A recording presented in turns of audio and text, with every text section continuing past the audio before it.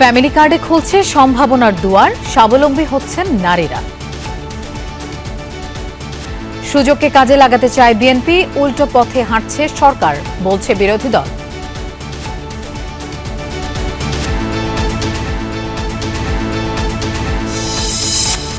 শিল্পে গ্যাসের চাপ বাড়লেও সংকট কাটেনি, বাতিল হচ্ছে অর্ডার। 24 ঘন্টার মধ্যে আমি গ্যাস পাচ্ছি, কিন্তু টোটালি 6 ঘন্টা।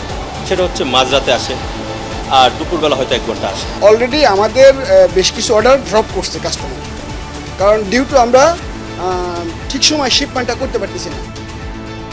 এলএনজি সরবরাহ নিশ্চিত করতে কাতারে পররাষ্ট্রমন্ত্রীর নেতৃত্বে প্রতিনিধি দল। বাংলাদেশের উদীয়মান শিল্পে বিনিয়োগে আগ্রহী ভারত, আলোচনায় পারমাণবিক বিদ্যুৎ, সেমিকন্ডাক্টর, ডেটা সেন্টারের মতো খাত। ব্যবসাকে রাজনীতির বাইরে রাখার তাগিদ।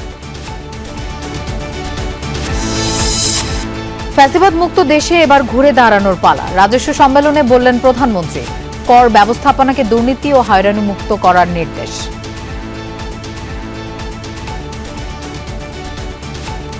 একই করদাতাদের ওপর বারবার করের বোঝা বাড়িয়ে রাজস্ব বৃদ্ধির নীতি খুব সম্মত টেকসই পদ্ধতি নয়।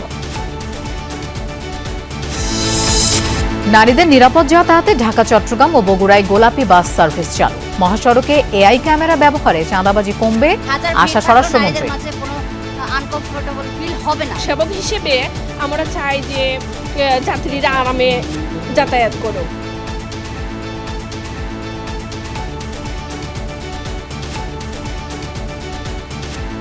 মহাসড়কে যে চাঁদাবাজি হয় সবকিছু ক্যামেরায় যেহেতু রেকর্ডেড থাকবে, জনগণের সহযোগিতায় আমরা মহাসড়কে চাঁদাবাজি বন্ধ করতে পারি।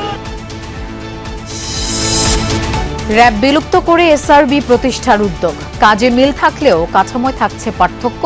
পরিচালিত হবে স্বতন্ত্র আইন ও জবাবদিহিতার ভিত্তিতে। যে পোশাক এবং নামের পরিবর্তন করলেই তো লোকটা ভালো হয়ে যায় না, যদি তার বিতর্কিত কর্মকাণ্ডগুলোর মধ্যে সংশোধন না আসে, পরিবর্তন না আসে।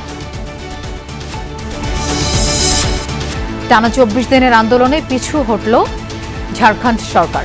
বাতিল করা হলো বিতর্কিত জেএসএসসি সিজিএল পরীক্ষা, সকল নিয়োগ প্রক্রিয়া তদন্তের সিদ্ধান্ত।